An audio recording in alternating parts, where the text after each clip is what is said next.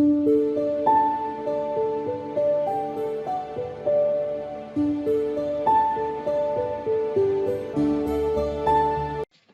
Friend, welcome back to our YouTube channel Premedico. मैं doctor अभिषेक मौर्य। जैसा कि मैं इस चैनल के माध्यम से आप लोगों को फिजिक्स के चैप्टर्स को पढ़ा रहा हूँ, तो इसी सीरीज में आज हम लोग पढ़ेंगे वेक्टर एनालिसिस। इससे पहले हम लोगों ने क्या पढ़ा? फिजिक्स का बेसिक्स मैथमेटिक टूल्स। तो आपका वेक्टर एनालिसिस कहीं ना कहीं बेसिक्स मैथमेटिकल टूल्स में ही हम इसको पढ़ते हैं। सो मैं आपको यही सजेस्ट करना चाहूँगा, अगर वेक्टर आप पढ़ने पर आ जाएँ तो 12th का एक पूरा सब्जेक्ट होता है मैथमेटिक्स में कि आप वेक्टर पढ़ते हैं। तो आपको ये नहीं फोकस करना है कि वेक्टर को हमें कितना ज़्यादा पढ़ना है। वेक्टर को उतना पढ़ना है जितना नीट में आता है, जितना हमारा नीट का क्वेश्चन सॉल्व हो सके। तो कुछ ऐसे समराइज करते हुए बेसिक्स से ले करके क्वेश्चन तक के कॉन्सेप्ट मैं आपको इस वीडियो के माध्यम से बताऊंगा। तो आप अपने इस वेक्टर को समझने के लिए इस वीडियो के साथ बने रहिए। तो चलिए शुरू करते हैं वेक्टर एनालिसिस। वेक्टर एनालिसिस को पढ़ने के लिए सबसे पहले हम आएंगे, इससे पहले कि हम कुछ क्वांटिटीज पढ़ चुके थे। जब हम मेजरमेंट पढ़ते हैं फिजिक्स में तो हम कहते हैं कि कुछ फंडामेंटल क्वांटिटी होती हैं, कुछ डेराइव क्वांटिटीज होती हैं। उसी सीक्वेंस में हम यहाँ पर पढ़ेंगे। स्केलर क्वांटिटी होती है, ओके, और एक क्या होती है, वेक्टर क्वांटिटी होती है। बहुत डीप नहीं पढ़ना है इसमें, हमको सिर्फ दो चीजें पढ़नी है। स्केलर क्वांटिटी, हम किसी एक ऐसे क्वांटिटी को अगर मेजर कर रहे हैं जिसमें आपका मैग्नीट्यूड तो है, ओके, बट इसमें क्या है, आपकी डायरेक्शन नहीं होती है।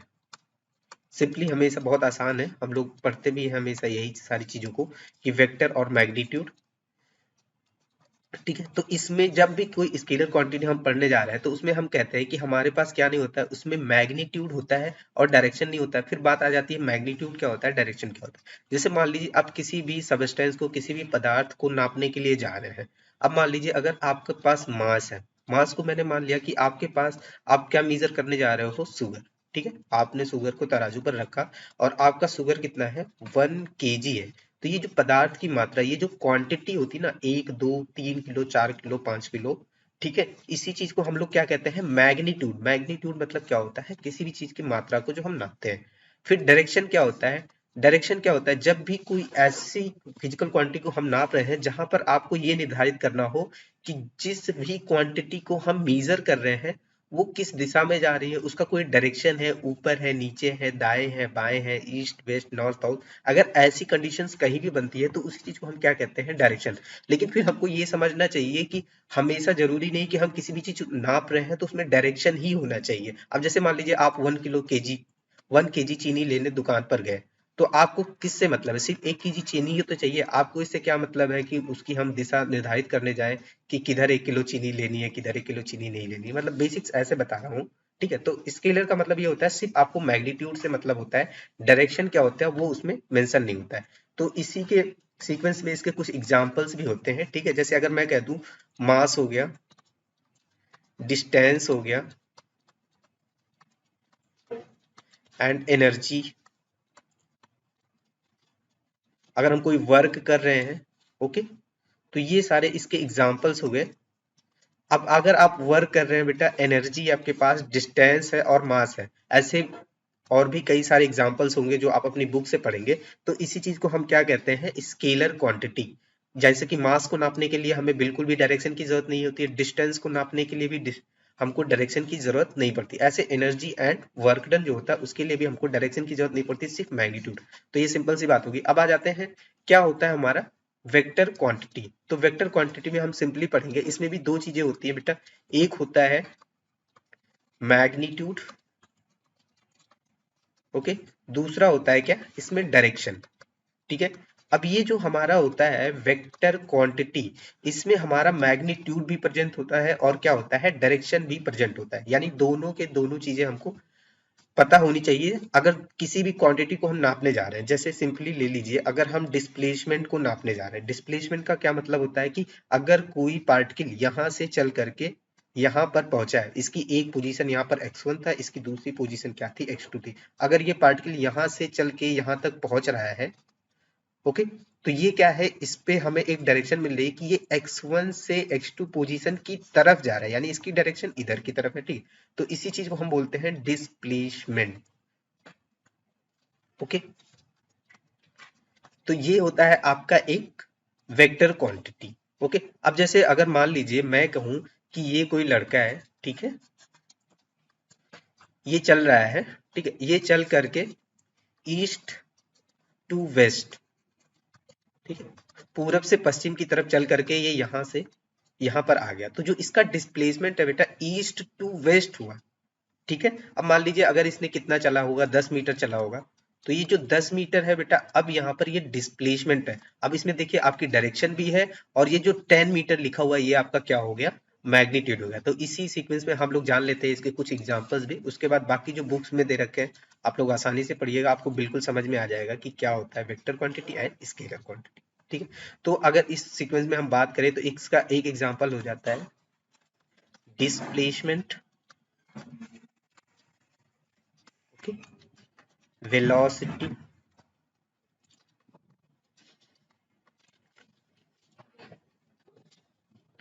फोर्स, ऐसे ढेर सारे एग्जांपल्स जो होंगे आप अपनी बुक से पढ़ सकते हैं। हम जल्दी से इन सारी चीजों को समराइज कर लें, और भी इंपॉर्टेंट चीजें जो इसमें हैं हम अच्छे से समझ सकें। इसलिए चलिए जल्दी से फिर हम लोग पढ़ते हैं वेक्टर रिप्रेजेंटेशन क्या होता है। देखिए हम वेक्टर एनालिसिस की बात कर रहे हैं, तो सबसे पहले हमको पता होना चाहिए ना वेक्टर को हम कैसे दिखाते हैं, वेक्टर क्या होता है, ठीक है। तो यहाँ पर वेक्टर रिप्रेजेंटेशन अगर हम करने जा रहे हैं तो सिंपली वेक्टर रिप्रेजेंटेशन जो होता है इसको हम सिंपली एक एरो से ड्रॉ करते हैं, ठीक है। कैसे होता है, एक सिंपली हम एक एरो ड्रॉ करते हैं। अब इस एरो में मैं आपको दिखाना चाहूंगा, इस एरो में और भी क्या बातें होती है। जैसे ये होता है ना आपका एरो, धनुष जो आपका तीर होता है उसको कहते हैं एरो। तो उसमें एक हेड होता है, एक टेल होता है। तो सिंपली अगर जैसे मान लिया कि मेरे पास कोई वेक्टर ए है, ठीक है बेटा, ये वेक्टर ए है। अब मैं इस वेक्टर को यहाँ पर आपके लिए शो करना चाहूंगा, तो ये देखिए मैंने वेक्टर रिप्रेजेंट किया। तो ये देखिए जो ऊपर दिख रहा है इसको हम कहते हैं हेड होता है, और ये पीछे के साइड क्या होता है इसको हम कहते हैं टेल होता है। अच्छा बेटा ये क्या होता है, अगर हेड हो गया टेल हो गया तो जो बीच में ये जगह हो गई ये क्या हो गया, इसी को हम कहते हैं मैग्नीट्यूड। ओके, तो हेड, आप हेड और टेल से आप क्या निर्धारित करेंगे, आप ये जानेंगे कि आपकी डायरेक्शन किधर। अगर इस वेक्टर का जो हेड है बेटा, इसमें जो तीर लग रही इस डायरेक्शन में है, तो आप कहेंगे कि इसका डायरेक्शन चलो हमको पता चल गया, ठीक है। सिंपली मैं आपको यहाँ पर दिखाना चाहूंगा, जैसे मान लीजिए ये कोई एक वेक्टर हो गया ए, ठीक है। तो ये किस डायरेक्शन में है, अगर हम मान लेते हैं इसको ए डायरेक्शन में, तो ये वेक्टर आपका ए एक्स हो गया, ठीक है। अगर ये वेक्टर आपका मैंने मान लिया बी है बेटा, तो ये वाई डायरेक्शन में है, तो ये वेक्टर आपका क्या हो गया, बी वाई वेक्टर, ठीक है।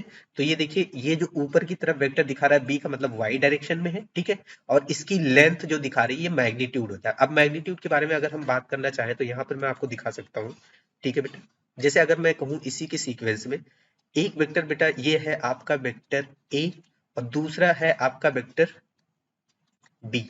तो देखिए इन दोनों की डायरेक्शन क्या है, सेम है। जिस डायरेक्शन में वेक्टर ए है उसी डायरेक्शन में वेक्टर बी है। लेकिन ध्यान से देखिएगा जो आपका एरो ए है इसकी लंबाई क्या है, कम है, और जो एरो बी है इसकी लंबाई ज्यादा है। तो आप क्या कहोगे कि जो आपका वेक्टर ए है ये वेक्टर बी से बड़ा है। बस वेक्टर रिप्रेजेंटेशन में बस आपको इतनी चीजें ध्यान देनी। एक बार फिर से देख लीजिए क्या होता है वेक्टर रिप्रेजेंटेशन।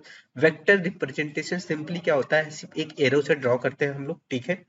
उसके बाद इसमें कितने कंपोनेंट होते हैं, जब भी किसी वेक्टर को हम ड्रॉ कर रहे हैं तो उसमें एक हेड होता है, एक टेल होता है, और ये जो एरो की लंबाई होती है ये आपको मैग्नीट्यूड देता है, ठीक है। तो किसी भी वेक्टर के लिए क्या जरूरी होता है, एक तो उसका मैग्नीट्यूड होना चाहिए, दूसरा डायरेक्शन होना चाहिए, जो आपको फिगर में साफ दिखाई दे रहा है। फिर मैंने बताया कि ये जो वेक्टर होता है, ठीक है, ये देखिए वेक्टर ए और वेक्टर बी दोनों सेम डायरेक्शन में है, बट देखिए ए की लंबाई कम है, बी की लंबाई ज्यादा है, इसीलिए आपका वेक्टर जो यहाँ पर बेटा है ये आपका वेक्टर बी ज्यादा होगा, वेक्टर ए कम होगा, ठीक है, क्योंकि वेक्टर ए आपका बड़ा है, वेक्टर बी आपका जो है बेटा बड़ा है। चलिए अब आ जाते हैं हम लोग टाइप्स ऑफ वेक्टर को पढ़ने के लिए, कि जैसे वेक्टर कितने टाइप के होते हैं। ओके बेटा, तो ध्यान दीजिएगा यहाँ पर types of vector. Types of vector में सबसे पहले हम पढ़ेंगे, बहुत जल्दी जल्दी से कवर कर लेते हैं, ये सभी छोटे टॉपिक्स होते हैं, ठीक है। टाइप्स ऑफ वेक्टर, तो यहाँ पर सिंपली देखिए, यहाँ पर मैंने लिखा है सबसे पहला वेक्टर क्या होता है, पैरेलल वेक्टर। तो पैरेलल वेक्टर कहने का क्या मतलब होता है, पैरेलल का मतलब आप जानते हो ऐसी कोई दो लाइन जिनके बीच का एंगल क्या हो, जीरो हो। तो मैंने ये दो लाइन खींच दी बेटा, इन दोनों के बीच की एंगल क्या है, 0। दो ऐसी लाइन जिनके बीच का एंगल क्या हो, 0 हो, वो दो लाइन कैसी होती है, पैरेलल होती है। अब हमें अगर इन्हें वेक्टर शो करना है तो बेटा इनका एरो इधर और इसका एरो इधर, तो ये दोनों वेक्टर कैसे हो गए, पैरेलल हो गए और दोनों सेम डायरेक्शन में होने चाहिए। तो सबसे पहली कंडीशन क्या है पैरेलल वेक्टर की, कि दो वेक्टर के बीच का एंगल जो होता है वो क्या होना चाहिए, एंगल बेटा 0 होना चाहिए, ठीक है। और इनकी डायरेक्शन क्या होनी चाहिए, पैरेलल वेक्टर में बेटा डायरेक्शन आपकी सेम होनी चाहिए, ठीक है। जैसा कि मैंने दोनों का एरो एक ही साइड में दिखा रखा है, तो देखिए दोनों की डायरेक्शन सेम हो गई, ठीक है। अगर अब मैं मान लेता हूँ ये वेक्टर ए है और ये वेक्टर बी है, तो वेक्टर ए वेक्टर बी के क्या है, पैरेलल है, ठीक है बेटा। अब इसी सीक्वेंस में ज्यादा ना पढ़ते हुए हम लोग पढ़ लेते हैं चुपके से कि ये इक्वल वेक्टर क्या होता है। इक्वल वेक्टर आपका क्या होता है बेटा, एक तरह का पैरेलल वेक्टर ही होता है, ठीक है। बस इसमें क्या है कि आपका जो वेक्टर ए होगा बेटा, वो वेक्टर बी के बराबर होगा, ठीक है। Vector A is equal to vector B, दोनों की डायरेक्शन तो सेम होगी। इक्वल वेक्टर क्या है कि दोनों के मैग्नीट्यूड सेम होनी चाहिए। जैसे अगर आपके वेक्टर ए की लंबाई बेटा 4 सेंटीमीटर है, ठीक है, तो बी वेक्टर की भी लंबाई कितनी होनी चाहिए, 4 सेंटीमीटर होनी चाहिए, ठीक है। तो आपके ये दोनों वेक्टर कैसे हो जाएंगे, इक्वल वेक्टर हो जाएंगे और ये पैरेलल तो रहेंगे ही, ठीक है। और जो मैंने जैसे ये लिखा पैरेलल वेक्टर में हो सकता है अगर आपका वेक्टर बी बड़ा हो गया, ठीक है, और वेक्टर ए छोटा हो गया, लेकिन है तो सेम डायरेक्शन में, इसीलिए इनको क्या कहेंगे बेटा, पैरेलल वेक्टर कहेंगे, ठीक है। आगे का पढ़ते हैं कुछ और। ये देखिए अपोजिट वेक्टर, अपोजिट वेक्टर में हमको क्या समझना है, जैसे कि मैंने अभी बताया अगर दो ऐसी लाइन जिनके बीच का एंगल क्या हो, 0 हो, तो उनको पैरेलल कहते हैं। अब दो ऐसी लाइन बेटा देखिए, एक लाइन मैंने ये खींच दी, ठीक है, और दूसरी लाइन क्या खींच दी, ये खींच दी, ठीक है। हम इसको कह देते हैं कि ये वेक्टर ए है बेटा और ये क्या है, वेक्टर बी है। अगर आप ध्यान से देखें तो इन दोनों लाइन के बीच का एंगल कितना है, 180 डिग्री। मैं आपको दिखा देता हूँ, ये देखिए आप वेक्टर को ए को इधर, वेक्टर वी आपका इधर जा रहा है बेटा, और वेक्टर ए किधर जा रहा है, इधर जा रहा है। अब इसका एंगल मेजर करिए, ये देखिए कितना बन रहा है, 180 डिग्री बन रहा है, ठीक है। दो ऐसी लाइन जिनके बीच का एंगल बेटा कितना हो, 180 डिग्री हो, ठीक है, और उनकी डायरेक्शन क्या हो, अपोजिट हो। आपको स्क्रीन पर साफ दिख रहा होगा, ठीक है। मैं एक लाइन ड्रॉ कर देता हूँ,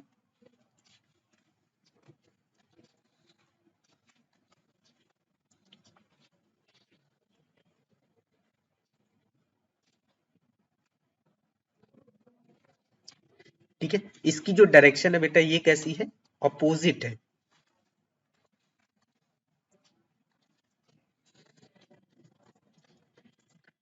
इसकी डायरेक्शन क्या होनी चाहिए, अपोजिट होनी चाहिए। तो मैं आपको यहाँ पर फिर से दिखा देना चाहता हूँ कि देखिए ये जो अपोजिट वेक्टर होते हैं, सबसे पहली कंडीशन क्या होती है, कोई भी दो लाइन कब अपोजिट हो सकती है, जब उनके बीच का एंगल कितना हो, 180 डिग्री। तो जैसा कि मैंने आपको एक लाइन वेक्टर बी खींच के दिखा दिया, ठीक है, और वेक्टर ए, इन दोनों के बीच का एंगल कितना हो गया, 180 डिग्री। और ये जो हेड है इनका क्या दे रहा है, डायरेक्शन दे रहा है। तो देखिए ये एक तो इधर जा रहा है हेड इसका, और इसका हेड किधर जा रहा है, उल्टा जा रहा है ना, मतलब अपोजिट है, और इनके बीच का एंगल 180 डिग्री हो जाएगा। तो ऐसे वेक्टर को क्या कहते हैं, अपोजिट वेक्टर कहते हैं। जैसे बेटा मैं सिंपली आपको यहाँ पर एक चीज और दिखाना चाहूंगा जिससे आप समझ जाइए, आपको बहुत काम आएगा। जैसे मैंने कहा कि ये आपका बेटा वेक्टर ए है, ठीक है। अब देखिए इसी चीज को मैंने इधर कर दिया, ठीक है, इसी वेक्टर ए के हेड को मैंने चेंज कर दिया। अब ये क्या हो जाएगा, माइनस वेक्टर ए हो जाएगा। इसका मतलब कि जो वेक्टर ए है और माइनस वेक्टर ए है, ये दोनों एक दूसरे के कैसे हैं, अपोजिट है, ठीक है। अब कोप्लेनर वेक्टर के बारे में हम लोग बात कर लेते हैं, ये थोड़ा सा इंटरेस्टिंग है, ठीक है। थोड़ा और अच्छे से देखिए, जैसे जैसे आप आगे बढ़ते जाएंगे चीजें इंटरेस्टिंग होती जाएंगी, ठीक है। तो आप पढ़ लेते हैं हम लोग क्या, कि कोप्लेनर वेक्टर क्या होते हैं। कोप्लेनर पता चल रहा है, को मतलब होता है सिंगल, मतलब एक में ही, कोइंसाइड मतलब होता है साथ साथ, ठीक है। तो इसको मान लो कि एक में ही वन को मतलब, और प्लेनर का मतलब होता है प्लेन। तो इससे ही आपका पूरा मतलब समझ में आ जाता है, ठीक है। जैसे आपको जो स्क्रीन दिख रही है बेटा, आप जैसे फोन की स्क्रीन पर ये वीडियो देख रहे हो या लैपटॉप की स्क्रीन पर ये वीडियो देख रहे हो, तो ये जो आपका स्क्रीन है एक प्लेन है, ठीक है। जो ये वाली लाइन है आपकी स्क्रीन की वो x है, और जो ये वाली लाइन है ये क्या है, y है, ठीक है। अगर मैं कह दूं ये एक वेक्टर a है और ये एक वेक्टर क्या है, b है, ये दोनों वेक्टर एक ही प्लेन में, यानी आपके फोन की स्क्रीन में या आपके लैपटॉप की जो स्क्रीन है वो एक प्लेन है, और ये दोनों वेक्टर क्या है, आपके फोन के स्क्रीन में ही दिख रहे हैं। अब मैं इस फोन की इस स्क्रीन पर जो भी वेक्टर ड्रॉ कर रहा हूँ, जैसे बेटा एक वेक्टर मैंने ये ड्रॉ कर दिया, ठीक है, a, और ये दूसरा वेक्टर क्या ड्रॉ कर दिया, बी। तो ये दोनों वेक्टर क्या है, एक ही प्लेन में है, तो इसी को हम कहते हैं कोप्लेनर वेक्टर। ठीक है, जरूरी नहीं कि वो एक्स और वाई एक्सिस में ही हो, वो एक ही, जैसे मैंने दिखा दिया। अब ये देखिए ए वेक्टर बी वेक्टर, अब इसमें तो आप ये नहीं कह सकते कि एक्स में है कि वाई में है, ठीक है, लेकिन है तो एक प्लेन में ही। और आपका प्लेन क्या है, आपके फोन की स्क्रीन जो है बेटा वो प्लेन है, ठीक है। अब ये आ जाता है कॉन्करेंट वेक्टर। कॉन्करेंट का क्या मतलब होता है, ये देखिए, एक इनिशियल मतलब एक सिंगल पॉइंट होना चाहिए और वहीं से कई सारे वेक्टर निकल रहे हो, ठीक है। तो मैं दिखा देता हूँ आपको, जैसे मान लीजिए ये एक पॉइंट हो गया, ठीक है, यहाँ से एक वेक्टर क्या निकल गया, ए, दूसरा वेक्टर क्या निकल गया, बी, तीसरा वेक्टर निकल गया सी, चौथा वेक्टर डी। ऐसे ढेर सारे वेक्टर अगर निकल रहे हो, किसी एक ही पॉइंट से सारे वेक्टर निकल रहे हो, तो ऐसे वेक्टर को हम क्या कहते हैं, कोकरेंट वेक्टर, ठीक है। तो इसमें ज्यादा कुछ भी नहीं पढ़ना था। फिर आ जाते हैं, आप छोटे छोटे पॉइंट्स को जल्दी से क्लियर कर लेते हैं। ये क्या होता है, नल वेक्टर। नल वेक्टर का क्या मतलब होता है, एक ऐसा वेक्टर जिसका मैग्नीट्यूड क्या हो, जीरो हो, ठीक है। नल वेक्टर एक ऐसा वेक्टर है जिसका मैग्नीट्यूड क्या होना चाहिए बेटा, जीरो होना चाहिए, ठीक है। और इसकी जो डायरेक्शन होती है स्पेसिफिक नहीं होती है, नो स्पेसिफिक डायरेक्शन,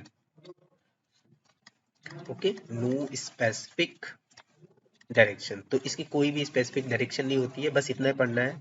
फिर आ जाता है यूनिट वेक्टर। ये यूनिट वेक्टर थोड़ा सा आपके लिए इंटरेस्टिंग हो जाता है, और समझ भी लीजिए क्या होता है। बस कुछ ही चीजें होती है जो आपको ध्यान दे करके समझना होता है, ठीक है। ऐसा नहीं कि आप सारी चीजों को पढ़ते ही जा रहे हैं, पढ़ते ही जा रहे हैं, जिनका कोई मतलब नहीं है नीट में, ठीक है। तो ये देखिए यूनिट वेक्टर अब हम पढ़ने जा रहे हैं। तो यूनिट वेक्टर का मतलब हो गया बेटा, ये यूनिट का मतलब होता है वन, ठीक है, वन। एक ऐसा वेक्टर बेटा जिसका मैग्नीट्यूड ना वन। जैसे नल वेक्टर में मैंने पढ़ा तो मैंने कहा कि जो इसका मैग्नीट्यूड था जीरो था, लेकिन यूनिट का मतलब होता है वन। तो इसका जो मैग्नीट्यूड होगा वो क्या होगा, वन होगा। बट बेटा इसकी जो डायरेक्शन होगी वो स्पेसिफिक होगी, ठीक है। तो इसकी क्या होगी, स्पेसिफिक डायरेक्शन होगी।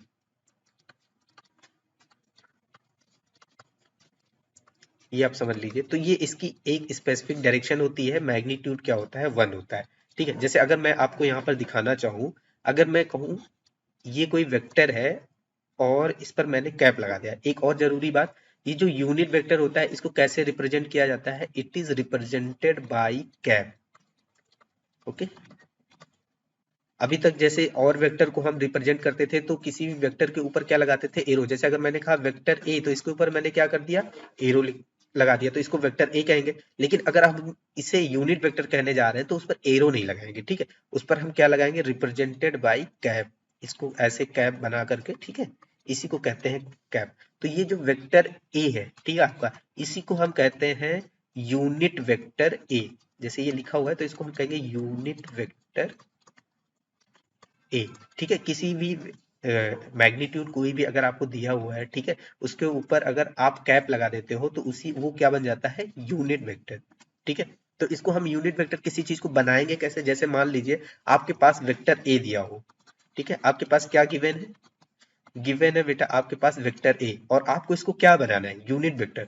तो जैसा कि अभी मैंने बताया कि यूनिट वेक्टर का मैग्नीट्यूड कितना होता है, वन होता है। तो आप कुछ मत करिए, ये बेटा आपका हो गया वेक्टर ए को उसी के मैग्नीट्यूड से डिवाइड कर दीजिए, तो ये आपका किस में चेंज हो जाता है, यूनिट वेक्टर, ठीक है। अभी जैसे मैं आपको एग्जांपल दूं, कोई पार्टिकल है, इसकी पोजीशन पहले यहाँ थी, अब यहाँ पर हो गई, इसका जो डिस्प्लेसमेंट हो गया कितना हो गया, 5 मीटर। अब मान लीजिए किधर चला गया, ईस्ट डायरेक्शन में जा रहा है, ठीक है। तो ये कितना हो गया, 5 मीटर ईस्ट में चला गया, तो ये कैसी हो गई, एक वेक्टर क्वांटिटी हो गई, ठीक है। अब मान लीजिए आप इसका यूनिट वेक्टर निकालना चाह रहे हैं, ठीक है। तो यहाँ पर देखिए इसका यूनिट वेक्टर निकालने के लिए हम क्या करेंगे, मान लीजिए आपका वेक्टर ए है, ठीक है। तो हमने क्या किया कि वेक्टर ए का मैग्नीट्यूड अपॉन इसका vector A upon magnitude of vector A. तो ये आपका वेक्टर ए कितना है, 5 है, और किधर है, ईस्ट में है, और इसका मैग्नीट्यूड कितना है, 5 है। ये 5 से 5 काट दीजिए, कितना हो जाएगा, यहाँ पर आ जाएगा आपका जो बेटा ये यूनिट वेक्टर है, ठीक है। यूनिट वेक्टर कितना आ गया, जाहिर सी बात है वन ही आएगा, और इसकी डायरेक्शन क्या हो गई, ईस्ट हो गई, ठीक है। तो ऐसे होता है। और दूसरी बात आपको यहाँ पर मैं ये ध्यान दिला देना चाहता हूँ कि जो यूनिट वेक्टर होता है, ठीक है, अगर किसी भी यूनिट वेक्टर को किसी भी यूनिट वेक्टर को बेटा आप किसी भी स्केलर क्वांटिटी से मल्टीप्लाई करेंगे, ठीक है। जैसे कोई भी स्केलर क्वांटिटी हो, ओके, क्वांटिटी को मैं क्यूटी लिख रहा हूं। किसी भी स्केलर क्वांटिटी को अगर आप बेटा यूनिट वेक्टर से मल्टीप्लाई कर दो, किसी भी स्केलर क्वांटिटी को यूनिट वेक्टर से मल्टीप्लाई किया जाएगा तो आपको एक वेक्टर क्वांटिटी मिल जाती है, ठीक है। मैं इसका एग्जांपल जल्दी से दे देता हूं। जैसे मान लीजिए कि कोई स्केलर आपको कोई नंबर दिया हो, कितना, 5, ठीक है। इस 5 को, क्योंकि अगर ये सिर्फ एक नंबर है, एक मैग्नीट्यूड है, तो ये कैसा है, एक है स्केलर क्वांटिटी। अब आप इसी को, अगर मैंने कहा किसी यूनिट वेक्टर जैसे आई कैप हो गया, उससे मल्टीप्लाई कर दीजिए तो आपका ये वेक्टर में कन्वर्ट हो जाएगा 5i कैप, ठीक है। चलिए अभी इस यूनिट वेक्टर के बारे में भी हम लोग बात करेंगे, आई कैप जे कैप क्या होता है, ओके। अब आ जाते हैं हम लोग वेक्टर एडिशन एंड सब्सट्रैक्शन, ठीक है। जल्दी जल्दी से ये सारी चीजें भी पढ़ लेते हैं और आसान होता है इन सारी चीजों को पढ़ने के लिए। ये देखिए, अब मान लीजिए अगर हम वेक्टर को ऐड करने जा रहे हैं, ठीक है, तो ट्रायंगल मेथड होता है और एक मेथड होता है पैरेललोग्राम। तो दोनों मेथड को हम यहाँ पर पढ़ेंगे, तो जल्दी जल्दी से देखते हैं। जैसे मान लीजिए एक वेक्टर आपका बेटा हो जाता है ए और दूसरा वेक्टर क्या हो जाता है, बी, ठीक है। अब इन दोनों वेक्टर को अगर हमको जोड़ना है तो हम कहेंगे vector A plus vector B, और इन दोनों को जोड़ने पे जो मिलता है उसको कहते हैं रिजल्टेंट, ठीक है। इन दोनों का जो रिजल्टेंट होता है उसको वेक्टर आर कहते हैं। आपने वेक्टर ए में वेक्टर, अब लेकिन जरूरी हो जाता है कि हम इस वेक्टर को जोड़ते कैसे हैं, तो बहुत ध्यान से देखिएगा आप लोग। ये देखिए, सबसे पहले एक वेक्टर ए है और एक वेक्टर बी है, इन दोनों के बीच का एंगल कितना है, थीटा है, क्योंकि ये इस लाइन में नहीं है तो कोई ना कोई एंगल बनाएंगे। तो हम जोड़ते ऐसे हैं, सबसे पहले अगर आपने कहा वेक्टर ए तो वेक्टर ए को खींच लीजिए, ठीक है, ध्यान से देखिएगा। ये हो गया वेक्टर ए। फिर आपको क्या करना है, वेक्टर ए में वेक्टर बी जोड़ना है, ठीक है। तो करना क्या होता है, वेक्टर ए के हेड में वेक्टर बी के टेल को जोड़ दिया जाता है, ठीक है। ये देखिए, वेक्टर ए का ये हेड हो गया और वेक्टर बी का ये टेल हो गया, तो ये दोनों जुड़ गए, ठीक है। अब ये दोनों जुड़ गए तो आपको एक मिलता है रिजल्टेंट, ठीक है। अगर दो चीजों को जोड़ो तो कोई तीसरी चीज मिलती है, तो यहाँ पर तीसरी चीज क्या है, आपका रिजल्टेंट आर। अब ये भी जानना है कि ये रिजल्टेंट आर का हेड कहाँ होगा, ठीक है। तो रिजल्टेंट आर का हेड हमेशा दूसरे वेक्टर के हेड के साथ जुड़ जाता है, ठीक है। जैसे मैंने ए में बी जोड़ा तो रिजल्टेंट आर जो होगा उसका हेड बी के हेड के साथ जुड़ेगा, ये बात जरूर ध्यान रखिएगा, ठीक है। तो ये हो जाता है आपका वेक्टर का एडिशन, ठीक है। अब आप इसको कर लीजिए, vector R is equal to vector A plus vector B. अब देखिए, ये तो आपका क्या हो गया बेटा, ये हो गया आपका वेक्टर फॉर्म, क्योंकि यहाँ पर देखिए एरो लगा हुआ है तो ये क्या हो गया, वेक्टर फॉर्म हो गया।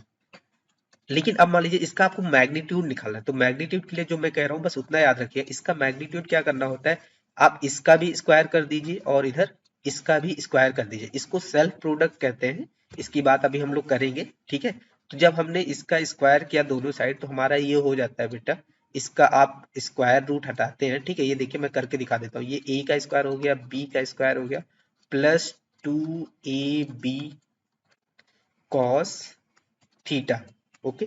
अब ध्यान से देखिएगा, यहाँ पर ये जो आपका स्क्वायर है, अगर स्क्वायर को हटाएंगे तो इधर क्या हो जाता है बेटा, रूट हो जाता है, ठीक है। तो ये आपका हो गया रिजल्टेंट का जो मैग्नीट्यूड है, ये इसकी वैल्यू हो जाती है, ठीक है। अगर दो वेक्टर को जोड़ते हैं तो उसका फॉर्मूला क्या हो जाता है, ये हो जाता है। अब यहाँ पर ध्यान से देखिएगा, ये जो कॉस थीटा में थीटा है आपका, ठीक है बेटा। तो यहाँ देखिए, here theta is angle between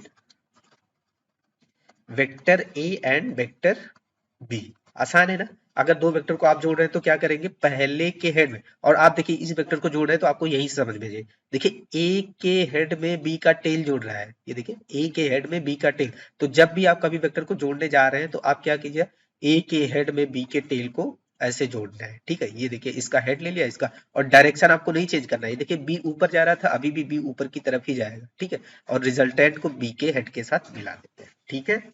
इतना समझ में आ गया आपको। चलिए अब करते हैं सब्सट्रैक्शन क्या होता है, मतलब वेक्टर को जोड़ना और घटाना। जोड़ तो हमने लिया, अब घटाएंगे कैसे। तो बहुत सिंपली जैसे आप अब कहेंगे कि आपके पास एक वेक्टर क्या है, ये बी है, ठीक है, मैं कुछ चेंज नहीं कर रहा हूँ, उसी चीज को वापस से लिख रहा हूँ। एक वेक्टर आपके पास क्या है बेटा, ए है, फिर से इन दोनों के बीच का एंगल क्या है, थीटा है।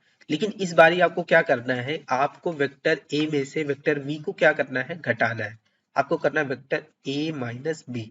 आप ए में से बी घटाएंगे तो इसका कुछ रिजल्टेंट आ जाएगा, कोई तीसरी चीज आ जाएगी। जैसे दो चीजों को जोड़ो तो एक वैल्यू मिलती है, ऐसे दो को घटाओगे तो एक वैल्यू मिलती है, जिसको क्या कहते हैं, वेक्टर आर। इसको हम रिजल्टेंट भी कहते हैं, ठीक है।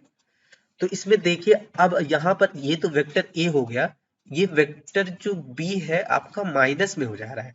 यानी ये जो वेक्टर बी पहले प्लस में था, अगर इसका माइनस होगा तो क्या होगा, इसका मतलब इसका अपोजिट वेक्टर होगा।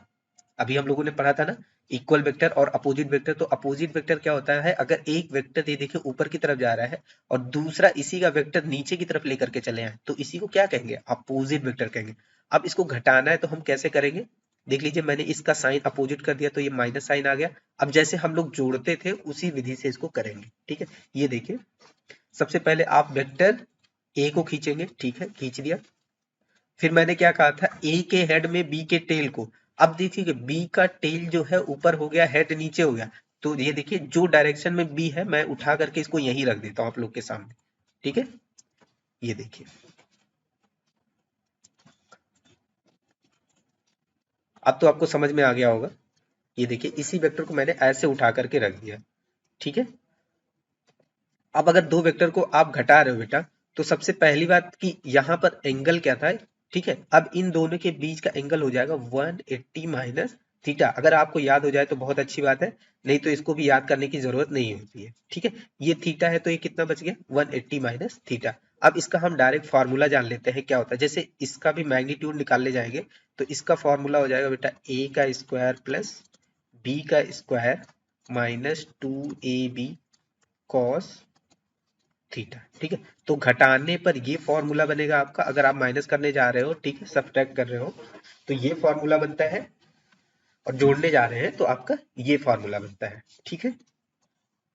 अब जैसा कि हम लोगों ने इसको देख लिया कि कैसे कर रहे हैं हम, एडिशन सब्सट्रैक्शन हो गया। अब ऐसे पैरेललोग्राम मैंने बताया कि ये देखिए ट्रायंगल बन रहा है, तो एक ट्रायंगल मेथड से वेक्टर को जोड़ना और घटाना। मैंने यहाँ पर आपको रिजल्टेंट नहीं दिखाया बेटा, यहाँ पर दिखा देता हूँ, ठीक है। जैसे दो वेक्टर को आप घटा रहे हो तो इसका रिजल्टेंट क्या हो जाएगा, ये हो जाएगा, ठीक है। आपका बेटा वेक्टर ए ये था, वेक्टर बी ये था। जब आपने इसको इस वेक्टर में से घटाया तो आपका रिजल्टेंट क्या मिल गया, ये मिल गया, जिसको वेक्टर आर कहते हैं, ठीक है। तो ये देखिए ट्रायंगल मेथड से ट्रायंगल बनता हुआ दिखाई दे रहा है। अब आ जाते हैं पैरेललोग्राम। पैरेललोग्राम क्या होता है, ये पैरेललोग्राम एक स्ट्रक्चर ही होता है। जैसा ये देखिए फिगर में ये एक क्वाड्रेंगुलर स्ट्रक्चर दिख रहा है, जो एक दूसरे से थीटा एंगल पर इनकी आर्म्स बेंड की हुई है। इसी स्ट्रक्चर को हम कहते हैं पैरेललोग्राम मेथड। तो वेक्टर को इस फॉर्म में भी जोड़ा जा सकता है, और इस फॉर्म में जोड़ने के अपने कुछ एडवांटेज है, जिससे हम डायरेक्शंस वगैरह निकाल सकते हैं। तो चलिए इस बारे में बात करते हैं कि पैरेललोग्राम मेथड से वेक्टर को कैसे जोड़ा जाता है। अब आप देखिए वही वेक्टर है, ठीक है। ये वेक्टर भी पहले भी ऊपर की तरफ जा रहा था, अभी भी ऊपर की तरफ है, ठीक। और ये वेक्टर इस डायरेक्शन में था, और इन दोनों के बीच का एंगल क्या था, थीटा था, कुछ भी नहीं चेंज हुआ है, ठीक है। अब देखिए पहले हम क्या करते थे, वेक्टर ए के हेड में वेक्टर बी को जोड़ते थे, रिजल्टेंट हमें ऐसे मिलता था। तो देखिए पहले भी रिजल्टेंट ऐसे जा रहा था, अभी भी आपका रिजल्टेंट ऐसे ही जा रहा है, ठीक है। यानी कि अगर वेक्टर को हम पैरेललोग्राम मेथड से जोड़ें या फिर ट्रायंगल मेथड से जोड़ें, रिजल्टेंट हमारा वही होगा और उसी डायरेक्शन में होगा। इतनी बात आपको समझ में आ गई। तो चलिए आगे की बात करते हैं। अब हमने इसको अगर पैरेललोग्राम मेथड से जोड़ा है तो हम कैसे जोड़ते हैं, ए का टेल बी के टेल से जोड़ते हैं, और बेटा जो रिजल्टेंट होता है इन दोनों के बीच से कहीं से होकर के जाता है, ठीक है। इसी मेथड को हम क्या कहते हैं, parallelogram method of addition of vector. तो देखिए ये रिजल्टेंट क्या आ गया, vector A plus vector B.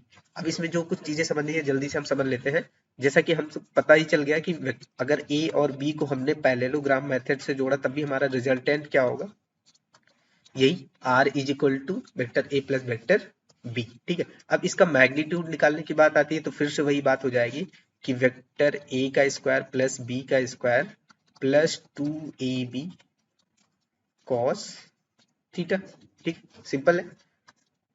चाहे पैरेललोग्राम मेथड से चाहे ट्रायंगल मेथड से अगर वेक्टर को जोड़ेंगे तो इसका रिजल्टेंट वही आएगा। ठीक है। अब इसमें जैसे मान लीजिए आप वेक्टर को जोड़ रहे हैं या घटा रहे हैं, तो इसमें कुछ स्पेशल केसेस होते हैं। ठीक है, तो सबसे पहले वेक्टर एडिशन के जो होते हैं स्पेशल केसेस पढ़ लेते हैं। ठीक है, जैसे एडिशन करने जा रहे हैं हम वेक्टर का, ये हो गया आपका वेक्टर एडिशन। तो इसमें कुछ स्पेशल केसेस होते हैं, जल्दी जल्दी से पढ़ लेते हैं। ये मैं शॉर्ट में लिख रहा हूँ, स्पेशल केसेस। ठीक है, तो सबसे पहली बात, अगर आपका वेक्टर ए वेक्टर बी के पैरेलल है, इससे पहले भी बात हो चुकी है, कोई भी दो लाइन, कोई भी दो वेक्टर का पैरेलल होते हैं, जब उनके बीच का एंगल जो थीटा होता है बेटा, वो क्या होगा, जीरो होगा। ठीक है, जैसे ये देखिए, एक वेक्टर ए ये हो गया और बी एक वेक्टर ये हो गया, तो इन दोनों के बीच कोई एंगल दिख रहा है आपको, जीरो है। अगर ये ऐसे होता है, ये ऐसे होता है, तो इन दोनों के बीच कोई एंगल बनता, समझ रहे हैं ना, एंगल कैसे बनता है और कैसे जीरो हो जाता है। ठीक है, तो अगर इन दोनों के बीच का एंगल जीरो हो गया, तो बताइए जो रिजल्टेंट आर अभी तक हम लोग निकाल रहे हैं बार बार, उसकी वैल्यू क्या हो जाएगी। ठीक है, तो चलिए इस बारे में पढ़ते हैं। सबसे पहली चीज, तो अगर आपका थीटा जीरो है बेटा, तो कॉस थीटा क्या होगा, कॉस जीरो की वैल्यू होती है मैक्सिमम, और वो मैक्सिमम वैल्यू क्या होती है, वन। कॉस थीटा की कोई भी वैल्यू वन से ज्यादा नहीं हो सकती, और वो कब होगी, जब एंगल क्या होगा, जीरो होगा। ठीक है, अब अगर आप कॉस ये वैल्यू उठा करके आप अपने इस इक्वेशन में रख देंगे, ठीक है, जो कि आपको दिख रहा है, R is equal to under root A का स्क्वायर प्लस बी का स्क्वायर प्लस 2ab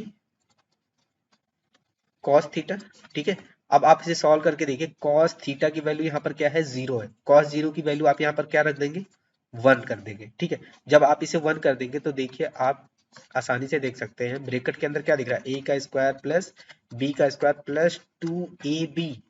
और आपको पता होना चाहिए, ये एक फॉर्मूला होता है, किसका फॉर्मूला होता है, ए प्लस बी का होल स्क्वायर का फॉर्मूला। ठीक है, तो देखिए कोई भी चीज अगर आपके रूट में दी हो और स्क्वायर हो, ठीक है, तो बाहर उसको हम कॉमन ले लेते हैं, तो ये क्या हो जाएगा, ए प्लस बी। यानी सिंपली अगर दो वेक्टर दिए हो आपको, तो आपको कुछ मेहनत नहीं करनी है, आपके पास एक वेक्टर ए है, दूसरा वेक्टर बी है, अगर इन दोनों को जोड़ने पर इनका रिजल्टेंट आ रहा है, तो इसका मैग्नीट्यूड, अगर इन दोनों के बीच एंगल जीरो है, तो सीधा आपको कुछ नहीं करना है, दोनों वेक्टर के मैग्नीट्यूड को जोड़ देना है। कैसे हो रहा है, बाकी मैंने आपको करके दिखा दिया। ठीक है, अब अगर ऐसे ही इनका एक स्पेशल केस आ जाए, ठीक है, अगर ये दोनों वेक्टर एक दूसरे के परपेंडिकुलर, ठीक है, जैसे मान लीजिए आपका वेक्टर ए है बेटा, वेक्टर बी के कैसा हो, परपेंडिकुलर हो। ठीक है, इसका मतलब क्या हो गया कि ए और बी के बीच का एंगल कितना होगा, 90 डिग्री। मैं आपको यहाँ पर शो कर देता हूँ, देखिए ये आपका वेक्टर ए हो गया, ठीक है, और ये आपका वेक्टर बी हो गया, तो इन दोनों के बीच का एंगल कितना बन रहा है, 90 डिग्री बन रहा है। ठीक है, अब अगर इन दोनों वेक्टर को जोड़ा जाए, तो जो इनका रिजल्टेंट आर होता है, उसकी वैल्यू क्या होगी, तो सिंपली फिर से हम वही करेंगे बेटा, आर इज इक्वल टू ए का स्क्वायर प्लस बी का स्क्वायर प्लस 2ab। हमारा फॉर्मूला यही है, ये हमको याद होना चाहिए, और ये थीटा की जगह हम क्या रखेंगे, 90 डिग्री रख देंगे। तो देखिए cos 90 की वैल्यू होती है जीरो, तो ये जीरो से मल्टीप्लाई करेगा, तो ये पूरी वैल्यू क्या हो जाएगी, जीरो। तो बचेगा आपका क्या बेटा, यहाँ पर आपका बच जाएगा ए का स्क्वायर प्लस बी का स्क्वायर, ये आपका क्या हो जाएगा, रिजल्टेंट हो जाएगा। ठीक है, आ रही है बात समझ में। इसका मतलब क्या हुआ कि अगर कोई दो वेक्टर, मैं आपको यहाँ पर करके दिखा देता हूँ बेटा, अगर मान लीजिए ये आपका वेक्टर है एक 4i कैप, ठीक है, और तीसरा वेक्टर है जो कि वाई डायरेक्शन में है, ठीक है, ये है 3j कैप बेटा।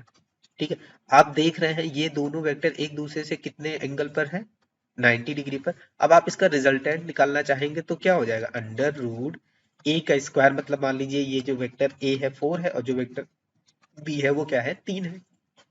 तो आप कुछ मत कीजिए, 4 का स्क्वायर कर दीजिए और 3 का स्क्वायर कर दीजिए, आप इसको सॉल्व कर लीजिए, कितना आ जाएगा 25, और इसका रूट निकालते हैं तो कितना आ जाता है 5।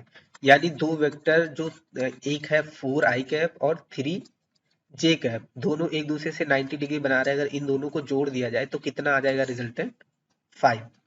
मेथड आप ऐसे सॉल्व करके देख लीजिएगा। ठीक है, ये हो जाता है। अब मान लीजिए कि तीसरा स्पेशल केस बता देते हैं, ये तो आपका हो गया दूसरा पॉइंट बेटा।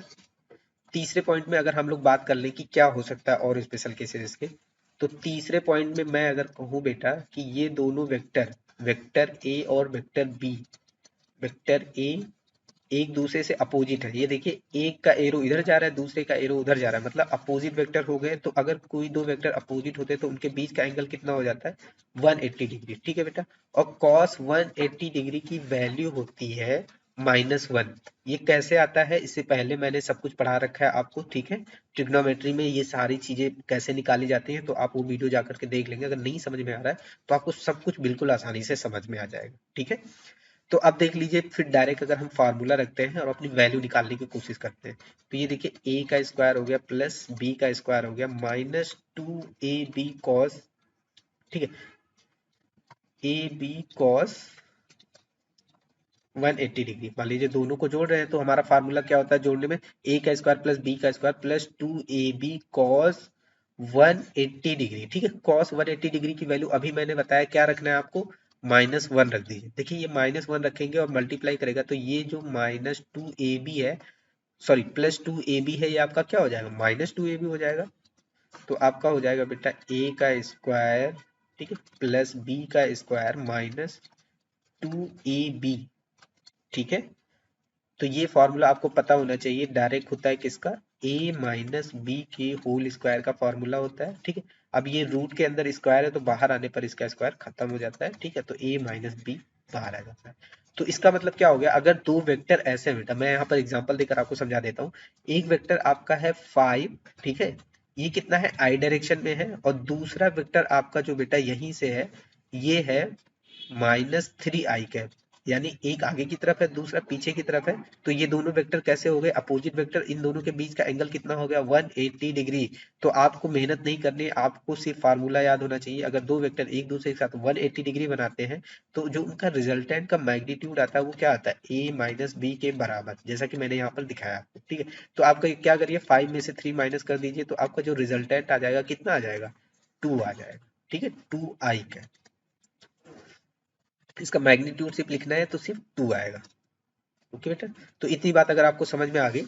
और ऐसे ही अगर आप कर रहे हैं कि अगर दो वेक्टर को हम माइनस करने जा रहे हैं तो आप बिल्कुल यही रूल लगाइएगा। ठीक है, बस इसमें क्या करिएगा, हमने इस फॉर्मूले में क्या रखा है, एडिशन वेक्टर के लिए क्या रखा है, ये फॉर्मूला रखा है। अगर आप सब्सट्रैक्शन कर रहे हो, अगर आप घटाने जा रहे हो बेटा, सब्सट्रैक्शन करने जा रहे हो, तो फिर इसी चीज को आप सिर्फ रिवाइज करते रहिएगा।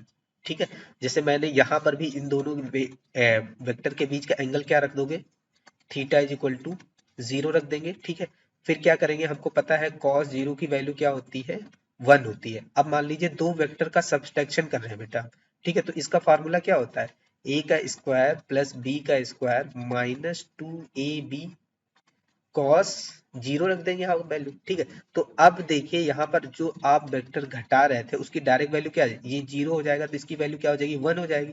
और ये फार्मूला a का स्क्वायर प्लस b का स्क्वायर -2ab, ये किसका फार्मूला, a माइनस बी का होल स्क्वायर। ठीक है, अब ये आ जाएगा बाहर आपका, तो क्या हो जाएगा, a माइनस बी। यानी दो वेक्टर को अगर आप बेटा घटा रहे हो और उन दोनों के बीच का एंगल कितना है, 0 डिग्री है। ठीक है, तो आप इसको सिंपली ऐसे कर सकते हो, a माइनस बी। ठीक, वैसे सब्सट्रैक्शन के लिए इसको रहने देते हैं। ठीक है, आप एडिशन वेक्टर को ही समझना है आपको।